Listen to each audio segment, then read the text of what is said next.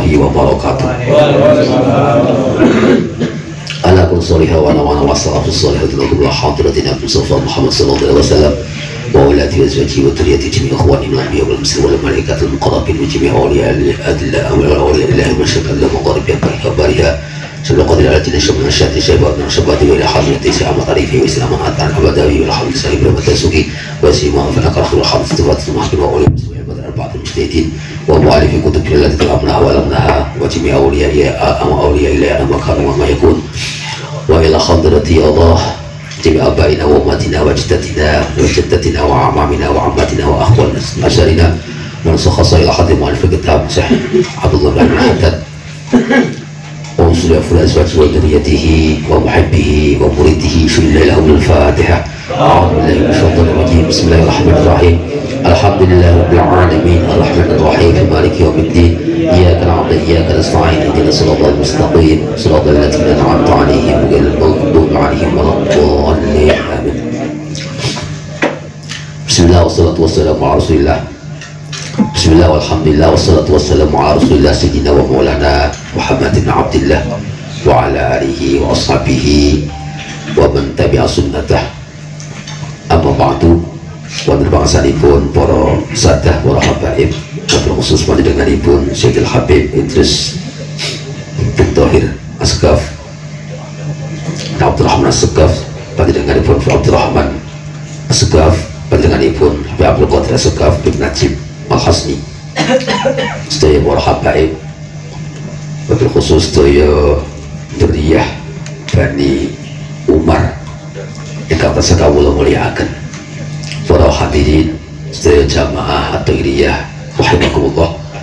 Alhamdulillah dalam punika meskipun rada telat dalam cuaca yang mungkin kasih kata ingkang rada watuk-watuk bilang-bilang, tidak menghalangi kita untuk berkumpul dalam rangka untuk menghidupkan syariat Kanjeng Nabi, menghidupkan syiaripun Kanjeng Nabi Muhammad sallallahu alaihi wasallam.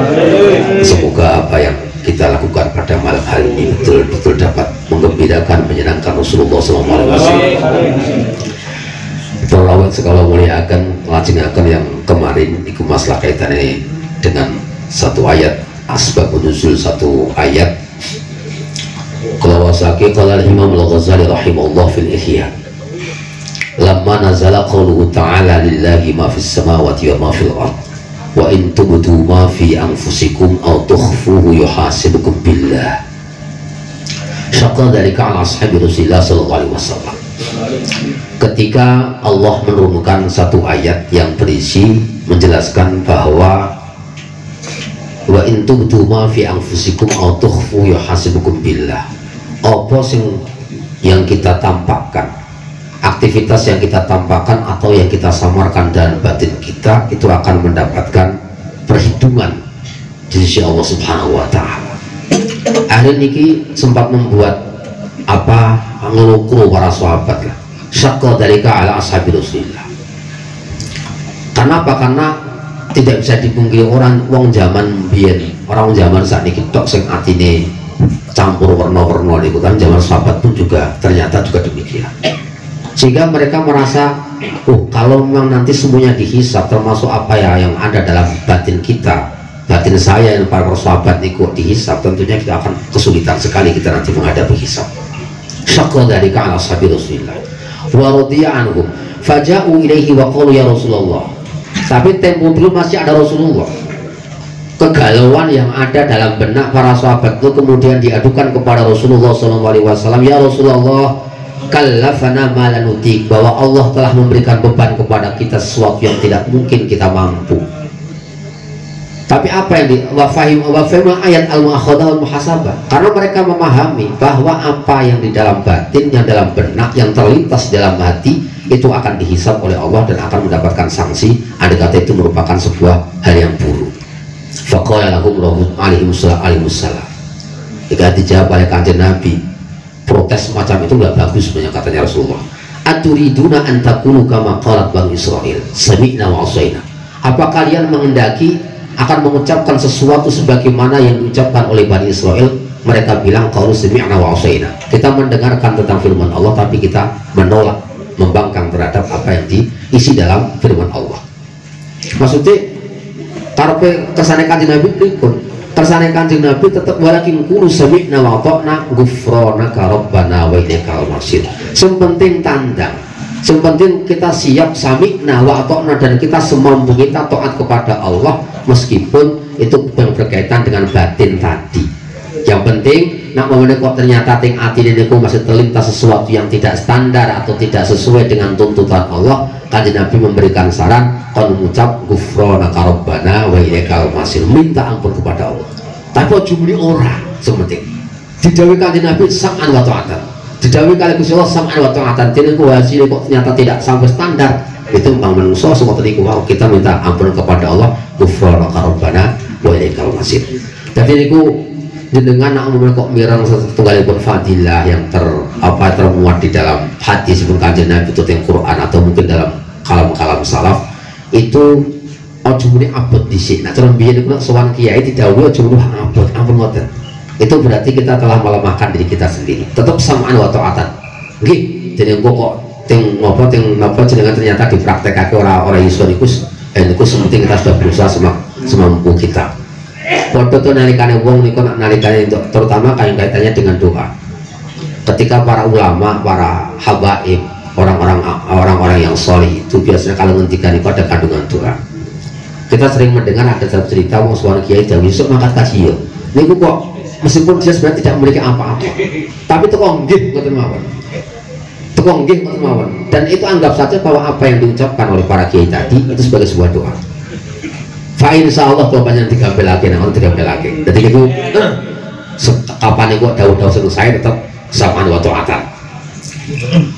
Faqulu dzalika, kemudian itu sahabat ternyata juga mengikuti apa yang disampaikan oleh Rasulullah, qalu sami'na wa ata'na ghufranaka rabbana wa ilaikal masir. Wa anzalallahu amana ar-rasulu bima unzila ilaihi min rabbih wal mu'minun fahaka dzalika anhum wa ma ta'uddu min du'aihim bi alla yu'akhidhum bin nisyan wal khata' wa alla yuhammila alaihimul isra ila akhiri ma akhbaru bi anhum fastajaba lahum. Sawise niku terus Gusti Allah menurunkan ayat yang berikutnya yang sing isine ayat niku wau sanjana amali amana rasul bima unzila rabbihum wal mu'minun qulun amana billahi wa malaikatihi wa kutubihi wa rusulihi ila akhirih. Termasuk di dalam ayat yang kedua ini juga memuat ucapan sahabat yang diajarkan oleh Rasulullah, ghufranaka rabbana wa ilaikal masir. Jika ayat ini juga termasuk apa yang diucapake saderenge. Artinya bahwa para sahabat mengucapkan ghufranaka rabbana wa ilaikal masir itu bukan karena melihat di Quran ada tulisan itu, bukan. Ini murni ulangannya Kanjeng Nabi, dan itu nanti setelah itu direspon oleh Allah, itu dimasukkan di dalam ayatnya Allah, ghufranaka rabbana wa ilaikal masir. Niku ngoten. Terus toko melu toko mendawake, dan itu di akhir pun itu muncul satu kemurahan saking Gusti Allah. Wong niku kapan sesuatu yang tidak disengaja atau yang karena lupa atau karena sebuah paksaan itu tidak akan mendapatkan sanksi dari Allah Subhanahu wa taala. Kabeh perkara sing dilakoni krana setunggalipun salah satu di antara tiga hal itu, al khata' karena keliru, artinya tidak sengaja, wan nisyan karena kita lupa. Meskipun jenengan sholat itu kudune kan sholatnya kan lima waktu niku kan dilakoni kabeh nek lali niku tetep ora dosa jenengan. Nek lali gitu nggih. Lali karo lali itu berbeda. Kalau di dalam kitab Fathul Mu'in itu sempat nyinggung bicara masalah wong salate telat krana dolanan yang ngeremi sekat. Kalau dalam bahasa Fathul Mu'in dikatakan benardi. Nardi niku kartu, kalau nak cara pondok ngene kartu, nak cara ben dakon. Dolanan dakon sing ngantek ndadek lali. Meskipun dolanan dakon itu nak ratotoan kurang dosa, ora dosa. Ning ketika itu ngefeknya menjadikan lupa kita akan waktu sholat, itu tetap menjadi dosa. Lalu itu berkembang, kemudian di Sayyid Alwi bin Al-Maliki, Sayyid Alwi bin Abbas Al-Maliki itu bicara masalah bal-balan. Bicara masalah bal-balan, ning krana bal-balan itu dilakoni sadurunge maghrib barasar ngoten niku ndadekake lali waktu sholat maghrib. Iku hukumnya bal-balan itu dadi haram. Kan dari sini itu artinya sampai untuk semacam itu, dan ini bukan rahasia umum bahwa di Mesir itu caca niku nak bal-balan itu lali sholat. Orang-orang Mesir itu nak babalan lali sholat. Iku jadi terus Indonesia nih. Abang Mesir sing keluar Indonesia ya Allah alam nih. Jadi nak monggo artinya kita diperbolehkan berolahraga tapi jangan sampai kita lupa sholat. Lupa yang disebabkan karena kesalahan keteledoran kita tadi ini menjadi bermasalah. Jenengan menelek-lekan pas arus subuh, pas tahim sari 12 tekan tangi-tangi jam 09.00 itu masalah ngerti kita. Jenengan baru melek wiridan sewengi ning meh subuh 12 sari. Niku wiridan jenengan sewengi ku ora babak kalih napa jenengane sesuatu yang hilang saking jenengan. Jadi wiridan surat qiyamul lail sewengi tapi bar niku ora iso jamaah subuh ngoten mawon. Itu maka fadilah tadi nak colok ditukke karo jamaah subuh niku durung bapak. Masih tinggi fadilah jamaah subuh. Ya kadang-kadang banyak lagi wong sing nglakoni nak begitu melek wengi wiridan. Ya mana sing ra wiridan. Engko sing wiridan ternyata itu orang-orang mimbangi karo fadilah jamaah subuh sing ora wiridan dolan kertu atau mungkin yang bermain-main. Iku mereka ngatus-atus awake dhewe. Mesti meratusan arah sengaja gitu. Nah, sengaja. Jadi ini perlu kita atur lah. Kita atur. Yo, kalau memang kita sudah berusaha untuk bangun, tapi kebetulan kok ora tangi, karipan itu hal yang wajar ngoten niku. Yo wong menungso yo ngoten. Kanjeng Nabi mawon sing atinipun sing lam yanam qalbu lam yanam nggih. Wal ainu qad nais wa qalbu lam yanam wal ainu qad nais. Kanjeng Nabi niku atinipun pernah sari. Tapi peninggal beliau meskipun kadang-kadang terpejam. Niku pun nanti sari. Ngono ya tau foto sholat subuh. Lha pemenang kula panjenengan niku sing nalikane mripate melek we atine wa qalbu na'asa. Diwale awake dhewe nggih, diwale. Nek Kanjeng Nabi niku napa wa qalbu lam yanam wa ainuhu na'asat Kanjeng Nabi peningale sare tapi atine mboten sare. Nek awake dhewe kadang-kadang ora mripate melek ning atine sare apa meneh nang meneh mripat ya melu sare ku sare kabeh.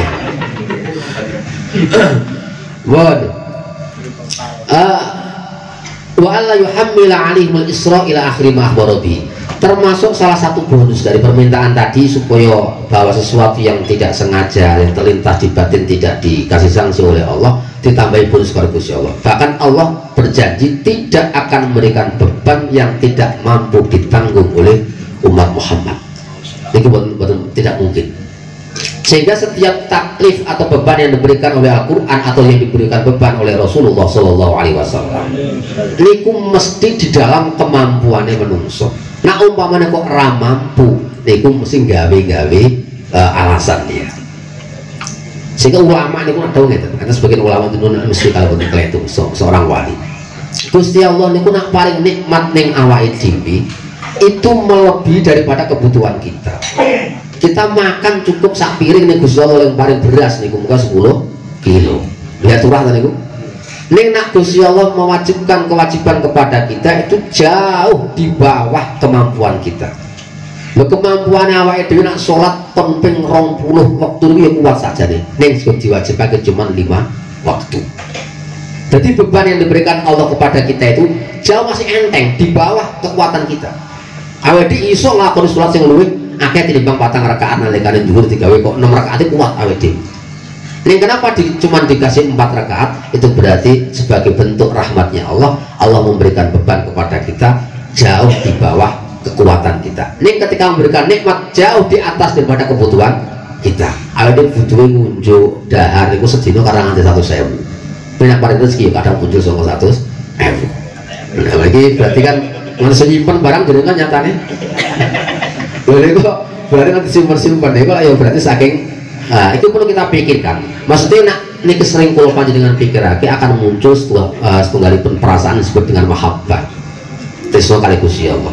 Namun mahabbah kali Gusti Allah niku dengan otomatis awake dhewe nandangi napa niku enteng. Arep mangkat maulidan bengi-bengi atis-atis ya tetep dipun lampahi. Arep bengok dijak bengok bareng tuh mriki terbangi tentu awake dhewe semangat mawon.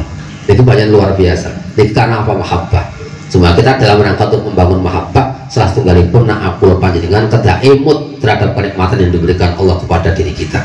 Kalau panjenengan yang memiliki cedak para habaib, bila dituduhake iso kenal kali Kanjeng Nabi, ini merupakan sebuah kenikmatan yang luar biasa. Ini kudu disyukuri. Jadi kurin apa ya, termasuk kita nguri-nguri apa tinggalanipun para habaib, tinggalanipun para kiai, tinggalanipun para ulama itu sangat luar biasa sebagai bentuk matur nuwun kula panjenengan dumateng para pendahulu-pendahulu kita. Sebab wong niku nak kapan ora iso matur nuwun karo wong sing nggo nikmati awake dhewe ora bakal iso syukur nang Gusti Allah. Salah satu orang yang mampu bersyukur kepada Allah manakala kita mampu berterima kasih terhadap orang yang menjadi perantara nikmat datang kepada diri kita. Semara ya awake dhewe niku sapa sing ade kenal selawat niku sapa niku harus kula panjenengan kedah dipun angan-angan estu.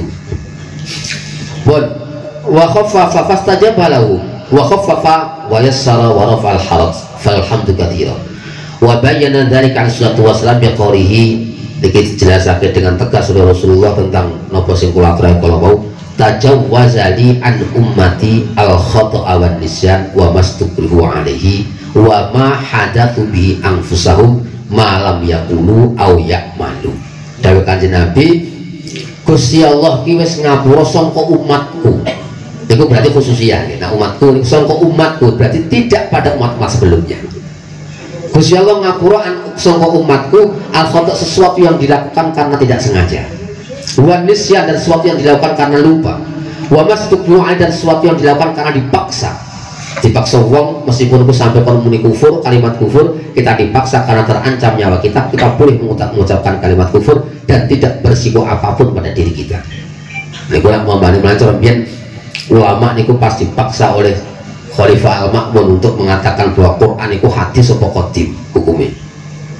Nah ulama-ulama Sunnah wal Jamaah kan mboten wani ndawake Quran itu hukumnya anyar kan mboten wani. Sebab Quran itu kalamullah, nah kalamullah itu qadim Gusti Allah ki tanpa ada awal sehingga dawuh Gusti Allah juga tanpa ada awal. Sebab Gusti Allah itu tidak mungkin disifati kalau sifati makhluk mboten mungkin. Sesuatu sing anyar itu sebenarnya sifati makhluk. Anak Quran kok disifati anyar berarti kalame Gusti Allah itu sifati anyar. Ulama dipaksa niku mboten kersa. Sebagian ulama dipecuti, termasuk salah satunya Ahmad bin Hanbal niku dipecuti oleh Khalifah Al-Ma'mun. Tapi banyak ulama yang mengambil sebuah strategi, dia mengatakan iya hadis tetapi karena sebuah paksaan. Ini nak cara fikih pun tidak apa-apa. Terus ada ulama lampir kok Ahmad bin Hanbal kok dia tidak mau mengucapkan semacam itu karena dia memang tidak mau berbusa basi. Dia diajar ya luas sebenarnya saya mempertahankan akidah saya. Nah Quran itu hukumnya qadim. Tapi zaman semono itu mempertahankan akidah itu tata aneh gitu seperti pejabat gitu di penjara, bahkan ada banyak di ulama-ulama yang dibunuh. Awal itu mengikuti mereka alhamdulillah masya Allah awal itu mempertahankan akidah kita itu tidak ada efek. Maka kadang-kadang awal itu sih mau ngiwang-ngiwang dewi.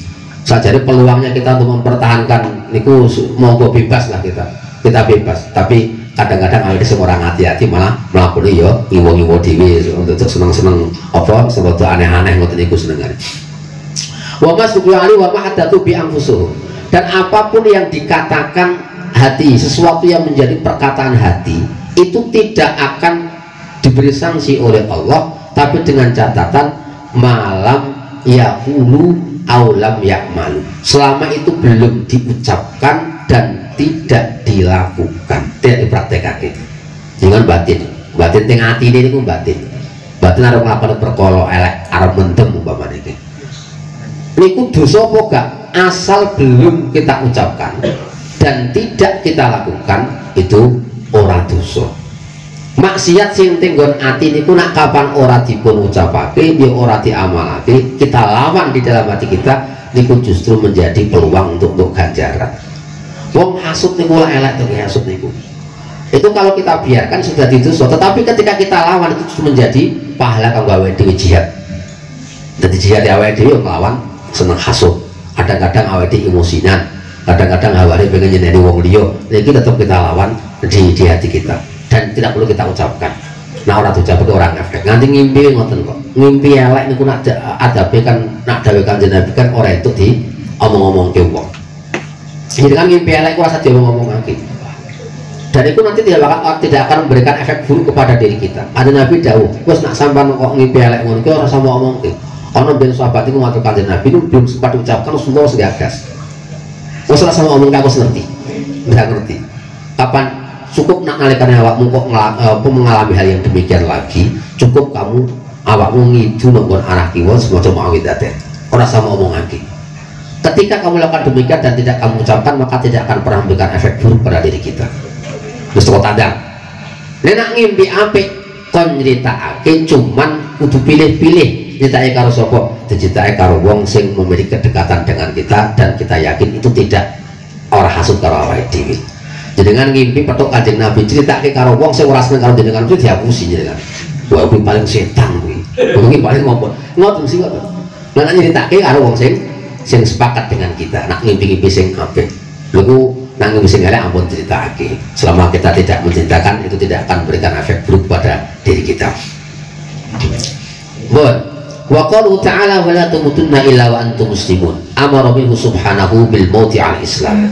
Wa huwa dinullah alladhi akhbara bihi fi kitabih annahu dinu indahu wa annahu la yaqbalu min ahadin siwahu wa annahu ad-din alladhi radiyahu li rasulihi wal ibadil mu'minin. Faqala ta'ala inna ad-dina 'indallahi al-islam wa qala ta'ala wa man yabtaghi ghayra al-islam dinan falyuqbal minhu wa huwa fil akhirati minal khasirin. Gitu. Jadi di awal kemarin kan Mas anggen dawuh nerangke nang Gusti Allah wala tamutunna illa wa antum muslimun. Ojo nganti awake dhewe iku mati dalam kondisi, kecuali dalam kondisi kita Islam. Iki kan barang sing angel wong mati kurang. Kita tidak bisa memilih lah. Kita mati kita akan Islam apa tidak itu tidak bisa memilih. Sehingga ini menjadi sesuatu yang sangat menakutkan untuk ulama-ulama tempo dulu. Ada satu cerita. Saya jenengane Sufyan Ats-Tsauri niku ulama besar niki. Niku pas nalikane badhe kapundhut niku piyambakipun nangis. Enten setunggalipun rencang ulama sowan ningali ini Sufyan Ats-Tsauri nangis, akhirnya ditanya, apa kamu takut nanti akan bertemu dengan malaikat? Kamu sampean wedi, jadi untuk bertemu malaikat kok nanti tangisi? Ora. Saya tidak takut apapun ketika nanti bertemu dengan malaikat. Saya tidak takut arti adab karo Gusti Allah, saya tidak takut. Yang saya takutkan karena saya punya pengalaman. Kemudian saya pernah hidup di Masjidil Haram dan saya belajar kepada seorang ulama besar tinggi. Ulama sing cok sering didatangi ulama-ulama yang lain untuk ngalap barokah. Ya belajar, mengambil ilmu dan ngalap barokah. Tetapi saya melihat langsung ketika di akhir hayatnya orang tadi tidak, ketika ditalkin untuk membaca la ilaha illallah sebelum meninggal, itu tidak pernah mengucapkan sepatah kata pun daripada la ilaha illallah. Itu sudah menghantui saya. Itu waktu ditenang gara-gara itu. Nah umpamanya aku mati untuk disiksa karo Gusti Allah, asal saya dapat mempertahankan la ilaha illallah dalam kematian saya, tidak masalah. Jadi masalah niku nak aku reso mempertahankan la ilaha illallah pas saat kematian saya. Ora iso ngelanggengake imane orang nanti sowan Gusti Allah. Ini yang ditakutkan oleh para ulama. Biyen sing jenengane Amr bin As, iki sahabat yang pernah menjadi gubernur di Mesir. Niku biyen pas nalikane badhe kapundhut juga menangis juga, sehingga putra beliau itu datang kepada Amr bin As. Dia dikasih support sama anak-anaknya. Bukankah dulu Rasulullah ketika telah meninggal dalam kondisi ridho dengan kamu? Bukankah kamu telah dikasih berita gembira tentang surga, dikasih gembira tentang kamu mendapatkan ini? Ada pun cerita. Kalau hal itu memang iya. Aku biyen pas saya mengalami tiga fase dalam hidup saya menurut beliau. Yang pertama fase di mana sebelum saya beriman, aku biyen wong sing paling gething nang orang Kanjeng Nabi. Sehingga saya selalu berharap setiap waktu andai katakan saya memiliki kesempatan untuk menangkap Rasulullah, akan saya tangkap dan akan saya bunuh Rasulullah. Terus pun kemudian, kok umpamanya Gusti Allah mencabut nyawa saya pada saat itu, maka dipastikan saya akan masuk neraka. Ini alhamdulillah kan dinikmati Gusti Allah, aku diparingi Islam karo diparingi hidayah, akhirnya saya berpiat kepada Rasulullah. Ketika saya mulai fase yang kedua, yaitu fase di mana saya sudah mendapatkan hidayah, saya datang kepada Rasulullah.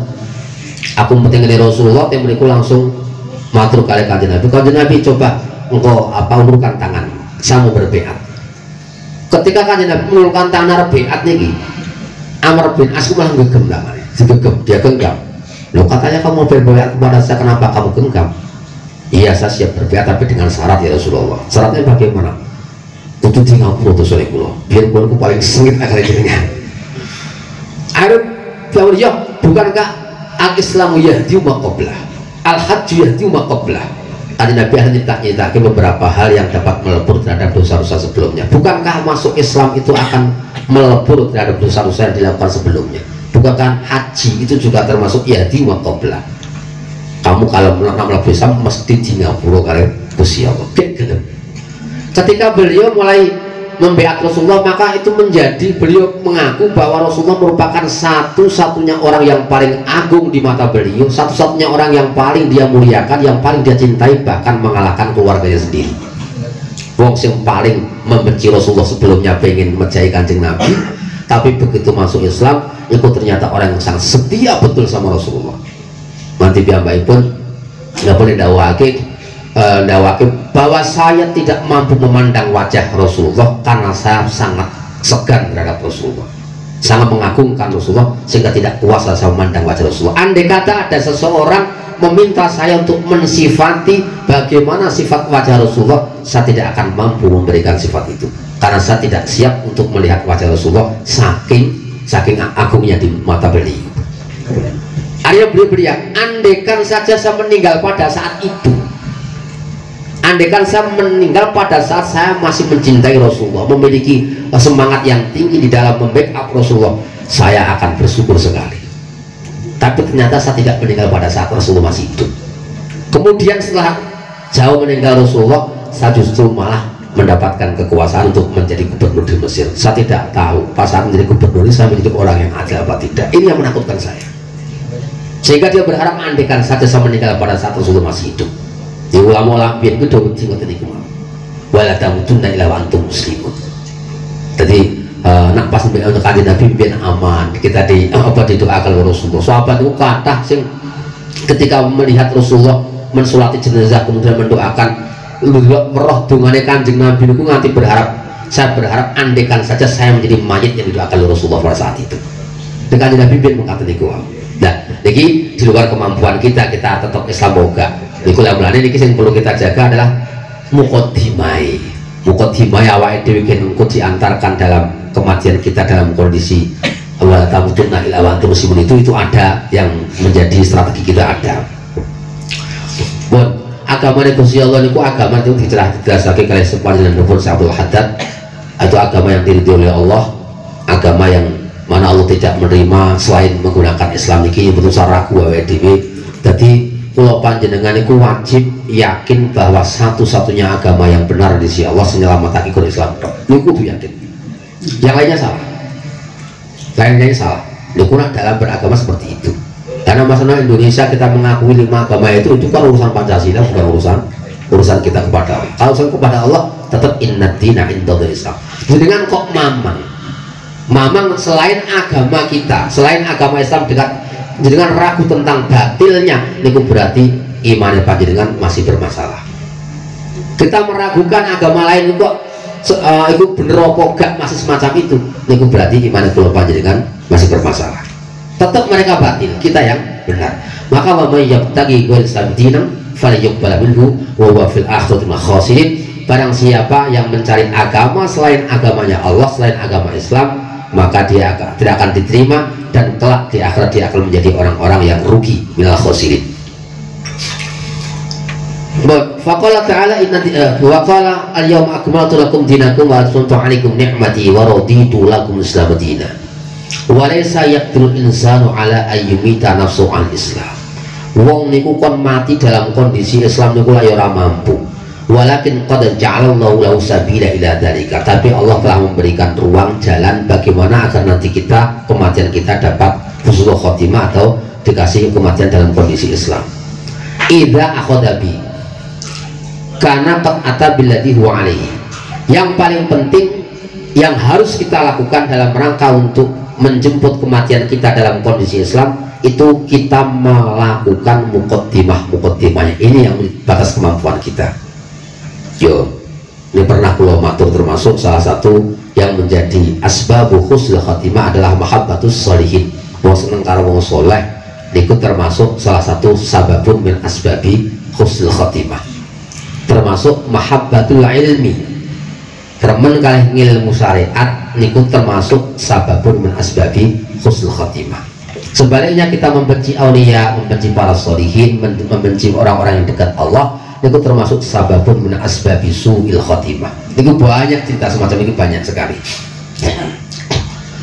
Wa huwa alaihi waqat afilati wa alihi wa amtathala ma amara bi wa huwa yahtal maut al-islam wa yuhibbu wa yatamannahu wa ya'zim alaihi wa yakrul maut ala ghairihi min al-adiyat wa la yazalu da'iyan mutadarrian wa sa'ilan min Allahi ayatawaqqaw musliman wa bidzalika wasafa Allah anbiya'ahu was-sholihin min ibadihi. Jadi wong meratapi terhadap akhir hayatnya nanti. Awal saat ini mulai diratapi agar kita meminta kepada Allah agar diberi tetap iman Islam sampai akhir hayat niku merupakan perilaku orang-orang soleh yang begitu. Wong kok merasa aman pada akhirnya niku justru menjadi indikasi bahwa dia akan menjadi orang sulh khotimah. Salah satu contohnya itu Barsiso kenapa kok dia matinya kok sulh khotimah? Padahal dia merupakan ulama besar. Wong sing mesti keramat, keramati santri ini bisa mabur kabeh. Barsiso niku 40.000 muridnya.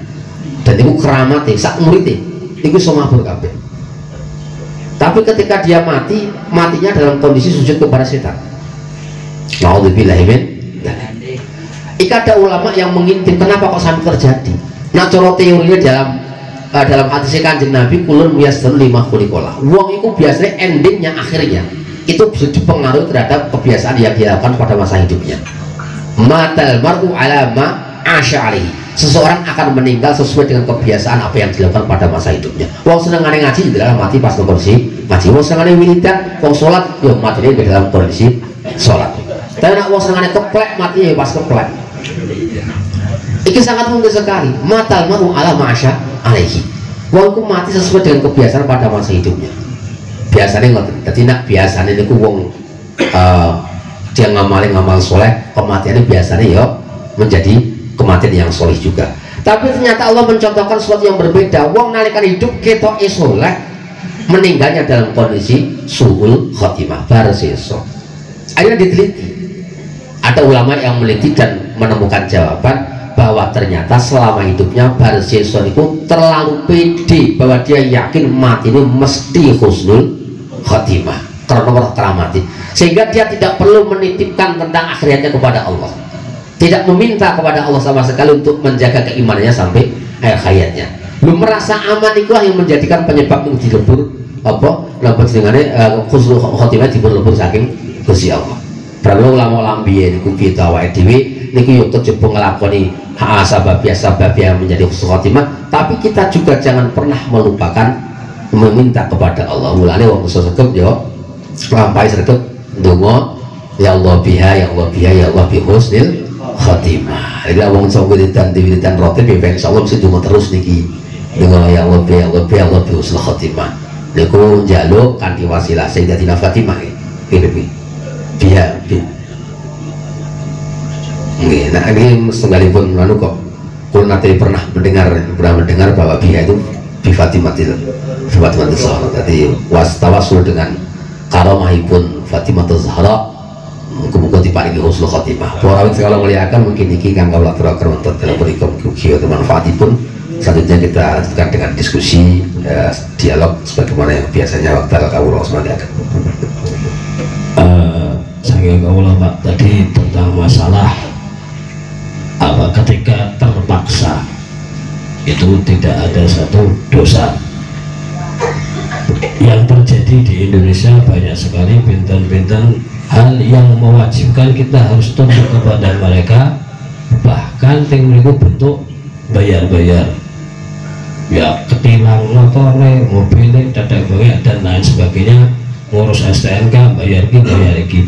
Yang seandainya niku nak boten kita taati, maka keinginan kita tidak tercapai. Apakah niku termasuk kita niku termasuk hal yang terpaksa? Niki udah campur merah-merah. Niku termasuk keterpaksaan. Sesuatu yang muncul dari penguasa nih, meskipun tidak ada ancaman yang dapat dibuktikan. Nah, cara Pak yang sedang dipaksa niku lah maknanya gitu. Orang dipaksa untuk melakukan sesuatu, ketika tidak melakukan maka ada ancaman secara fisik atau harta. Itu namanya paksaan. Ketika tidak itu berarti tidak dipaksa. Kalau contohnya ngeten, wong tur kudune wong sing meksa niku wong sing punya kemampuan untuk melaksanakan ancamannya. Cah gede ngancam anak sanak orang lakoni tak ketak sampean. Iku berarti mesti wani. Nah cah cilik sampean Pak jenengan anak lakoni tak ketak kan ngapusi ngoten iki. Ora mungkin itu ndak paksaan semacam itu. Nah, tapi ini mengecualikan karena penguasa. Penguasa itu meskipun tidak ada embel-embel itu, tidak ada embel ancaman semacam itu, niku sudah termasuk kategori paksaan. Mulane diwacanakan dalam fikir kula enten to, ana wong dikon maca napa taklik talak. Niku ling maca sebab krana diperintah sama KUA. Niku hukumnya seperti apa? Hukumnya sungguh terpaksa. Karena ketika dia tidak baca itu malu dia, atau ada dipersulit atau dipersulit, meskipun tidak ada ancaman dia akan sakit secara fisik tidak. Jadi sementing melana pas kok di dawuh karo maca takliku talak ngoten niku wau, lingkuneke tetep krana nuruti nggone KUA ngoten to. Wis rasa digas dengan hati. Niku maka tidak jadi. Takliku tidak jadi. Jadi karena niki posisi akan yang memerintahkan kok pejabat yang punya kewenangan itu manakala kita tidak menjadi sungkan untuk menolaknya, niku menjadi kategori terpaksa.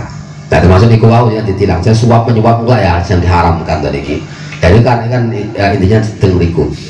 Suap menyuap diharamkan, tapi kecuali kalau dalam kondisi terpaksa semacam itu dalam rangka kita untuk mengambil hak kita, itu kita boleh untuk itu, untuk apa menyuap itu. Tapi meskipun kita boleh menyuap karena kepentingan kebenaran lah, karena kepentingan kebenaran, kalau dalam bahasa yang populer dikatakan membeli kebenaran, itu oleh, tapi penerimanya tetap gak oleh. Jadi sing angel ngerti iki. Dadi anapa jenengane niki enten nak cara kaidah pertama kan haruma akhduhu haruma itu sesuatu yang haram untuk diberikan kita ambil, maka itu kita memberikan juga diharamkan. Tapi ada pengecualian. Pengecualiannya mahalla ituhu wa haruma akhduhu. Halal kita memberikannya, tetapi haram mengambilnya, yaitu suap dalam rangka untuk membeli kebenaran. Jadi selengkap dengan belajar masalah membeli kebenaran kan tidak apa-apa, kita menyusun nyuap nggak apa-apa, suap itu tetap masalah nih. Jadi kalau katakanlah saya itu orang yang layak untuk menjadi seorang pejabat, dan saya harus ketika saya menjadi pejabat kudu aku bayar karena uang pemilih saya. Itu saya memberikan uang membayar kepada pemilih saya itu sah-sah saja bagi saya, orang dosa. Ning sing jenengan sing tak tuku niku, sing ngedol swara niku haram tetep kok. Jadi dalam kondisi apapun kita menerima apapun dari calon pejabat niku tetap hukumnya haram. Nak lingkai dalam konteks tertentu bisa kadang-kadang halal. Untuk selanjutnya mungkin ada pertanyaan. Dengan samut Ustaz niku babakan birokrasi teng negara Indonesia saat ini lah, ibaratnya bantuan saking inggil niku lah biasanya medare boten genep ngoten Ustaz.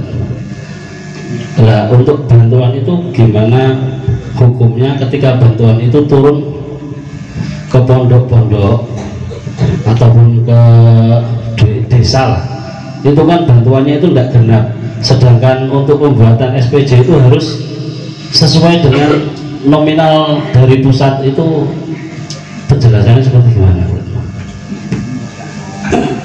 Niki lanjutan kali mau sedih dak PPT sekolah wawon. Habis itu kan kita dipaksa ngapusi niki. Dipaksa ngapusi itu jenengan kalau ndak mau diajak ngapus niku ndak akan turun sama sekali itu malahan itu.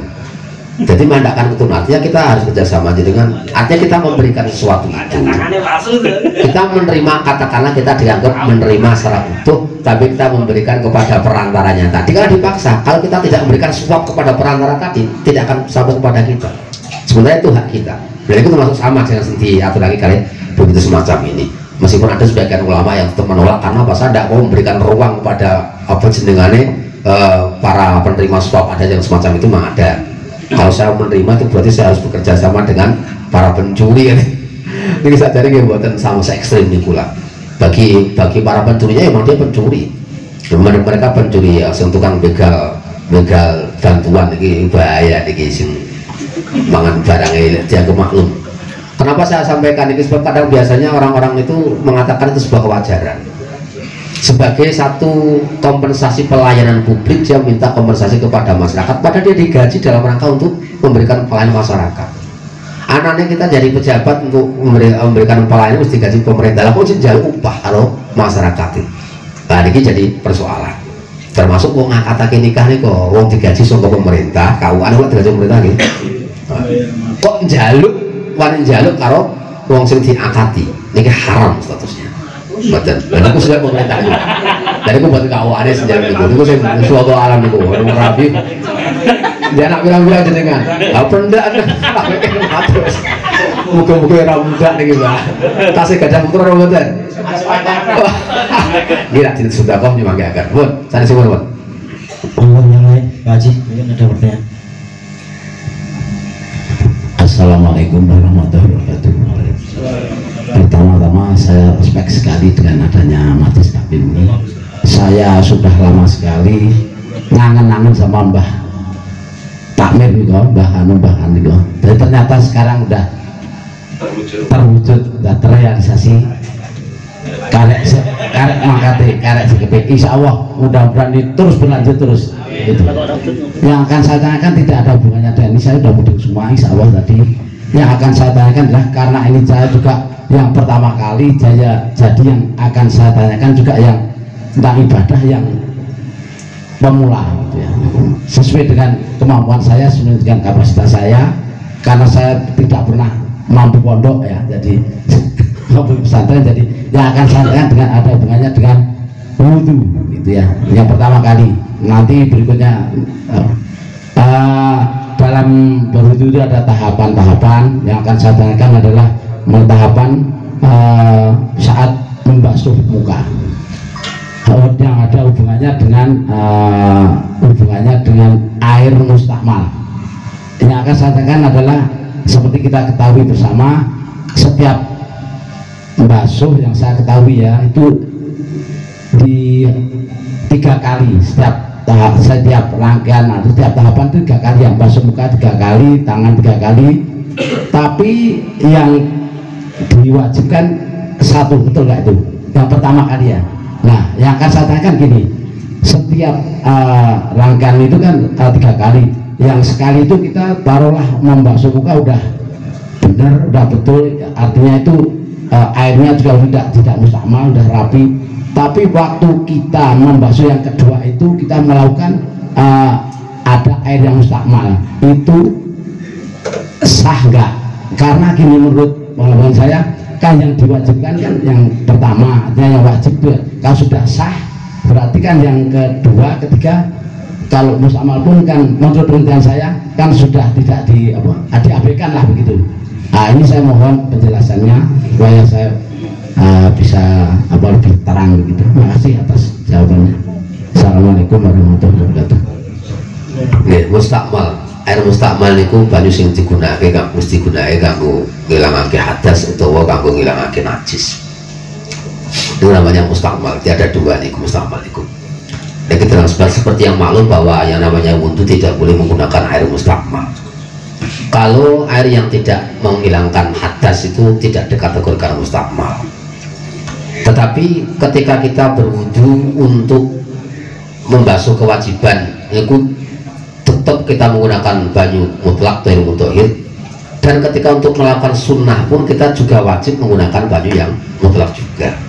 Atau sipun ketika basuhan yang kedua tadi itu kok terkena air mustakmal, maka kita tidak mendapatkan kesunahan basuhan yang kedua, meskipun itu wudhunya tetap sah karena yang pertama tok itu yang wajib itu yang pertama tok.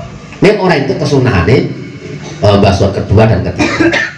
Berbeda ketika yang air yang kena air mustakmal tadi, air tadi yang kena mustakmal karena kecampuran dengan basuhan yang kedua ini tidak menjadi mustakmal. Basuhan yang ketiga niku nak ketetesan songko basuhan yang kedua itu tidak menjadi mustakmal. Kenapa? Karena basuhan yang kedua itu tidak menghilangkan hadas. Yang menghilangkan hadas hanya basuhan yang pertama tok. Mana basuhan yang sifatnya sunnah niku tidak bisa menjadikan mustakmalnya air. Dengan basuh apa itu telinga, untuk usap telinga itu natas yang menali banyu yo banyu sing diwudu yo betul tidak mustakmal juga. Jadi cuman yang mustakmal hanya yang yang dari menghilangkan hadas kecil ataupun hadas besar itu yang namanya mustakmal. Tapi niku sing penting perlu kita catat, meskipun sah wudhunya tapi kan ya itu kesunahan yang kedua dan ketiganya, padahal itu syaratnya juga sama dengan menggunakan tohir mutohir. Ngoten mencegah. Mungkin masih ada lagi pertanyaan mungkin. Monggo. Satu lagi ya, 11. Ya, matur suwun. Assalamualaikum warahmatullahi wabarakatuh. Gus, ini sekedip saya bertanya, tadi disampaikan dengan dalil innatina indallahil Islam, artinya kita disuruh untuk menanamkan keyakinan kita, seyakin-yakinnya kita bahwa agama yang benar dan hak menurut Allah adalah Islam dan agama yang lain batil, kan gitu. Gus Dawah lah. Di sini kita sekarang banyak mendengar bahasa toleransi, padahal dengan dasar itu artinya kita dididik untuk anti toleransi beragama. Saya memahami ini ngoten Gus, nanti nak bantu niku di sini kan sekarang banyak digaungkan bahasa toleransi. Oke lah, toleransi kalau sesama kita sebagai manusia, sebagai makhluk itu tidak apa-apa, tapi sekarang banyak digaungkan tentang toleransi beragama. Bahkan baru-baru saja kadang urusan hari besar agama lain itu menjadi sebuah perdebatan dan pertentangan di kalangan ulama. Nah itu kita sebagai umat itu gimana menyikapinya? Mungkin begitu dari saya. Terima kasih. Assalamualaikum warahmatullahi wabarakatuh. Tadi toleransi dengan keyakinan itu sesuatu yang berbeda, artinya dalam terapan relasi Islam itu tetap kita dianjurkan iso tetanggan kalau orang yang berbeda agama. Artinya kalau keyakinannya Rasulullah itu meyakini kalau orang Yahudi dan Timur juga keliru juga, para sahabat juga meyakini kalau mereka itu orang yang keliru, tapi mereka mampu hidup berdampingan. Sehingga orang-orang itu ketika ada hakul jiwar itu hak bertetangga, itu salah satunya karena kedekatan dalam rumahnya dekat dengan kita, itu tetap dia mendapatkan hak untuk dihormati meskipun dia berbeda agama. Itu ajarannya agama Dewi lagi. Artinya bahwa toleransi itu memang ada, dan itu tidak bertolak belakang dengan sebuah keyakinan. Artinya kita tetap meyakini lakum dinukum waliyatin, mereka agama sesat. Tapi kesesatan itu apa mengharuskan kita untuk menghakimi mereka secara fisik? Kan juga tidak. Kita tetap boleh kita bertetangga. Justru yang saya khawatir itu kalau kita itu bertetangga dengan beda agama itu siap-siap saja. Yang saya khawatirkan itu mereka tidak siap bertetangga dengan kita. Terbukti apa? Di dalam daerah-daerah minoritas, orang Islam minoritas ditekan betul. Tapi kita tidak pernah menekan dalam kondisi mayoritas kita tidak pernah menekan, tidak pernah mempersempit ruang yang orang beda agama dengan kita. Tapi coba kita lihat saudara-saudara kita yang ada di daerah minoritas, mereka ditekan betul. Nah, dilihat ini berarti orang Islam itu saat ini siap untuk bertoleransi, siap berdampingan dengan agama apapun.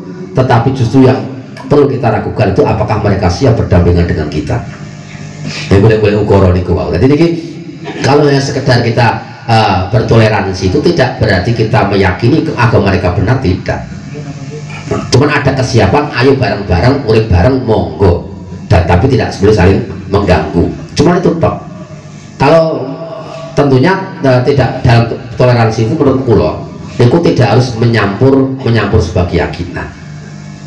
Jadi orang akal terutama yang berkaitan dengan agama, yang berkaitan dengan syariat itu tidak. Kalau memang itu kenapa kita tidak boleh memulai salam dengan orang-orang non muslim? Aturannya agama seperti itu. Sehingga ketika mereka salam kepada kita dengan menggunakan bahasa salam yang ada dalam syariat, kita cukup menjawabnya juga wa'alaika. Meskipun kita mendengar assalamualaikum, mereka bilang assalamualaikum, kita jawabnya cukup wa'alaika. Itu aturan syariat semua Allah alam. Artinya apa? Yo, ada wilayah-wilayah bersifat dogmatis dalam agama. Ini kalau nak jeneng syariat AWD kan memulai salam dengan menggunakan bahasa salam yang syar'i itu kan tidak boleh tuh. AWD assalamualaikum itu orang itu.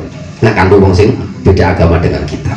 kecuali ketika di situ ada orang banyak, kemudian kita yang jadi tujuan kita adalah orang-orang yang seagama dengan kita, itu yang lainnya itu tidak masalah semacam itu. Tapi kalau kita mulai tidak boleh. Dan itu mungkin dalam toleransi kan kadang-kadang menuntut kita untuk, karena itu menjadi bahasa gaul ya, sendirilah alhamdulillah bahasa assalamualaikum itu menjadi bahasa gaul di masyarakat kita. Bosing Islam dan gak Islam itu tetap menggunakan bahasa itu. Ini tidak menutup kemungkinan kita akan mengalami hal demikian. Mereka ketoknya santun, kalau awake dhewe sering ya tetanggan, awake dhewe sering di daerah-daerah tertentu niku orang-orang beda agama dengan kita nak tahlilan ki melu kan awake dhewe nak jenengan. Tapi ketika mereka buat kegiatan misa atau kegiatan apa kita harus ikut, tidak boleh kita ikut. Ya rasa kalau mereka mau tidak mau kita kasih saja, kasih rumah, tapi kita tidak perlu kita ikut ke sana. Dan tidak bisa kita gara-gara menolak untuk melakukan misa bersama kita dikatakan tidak memiliki toleransi kepada mereka.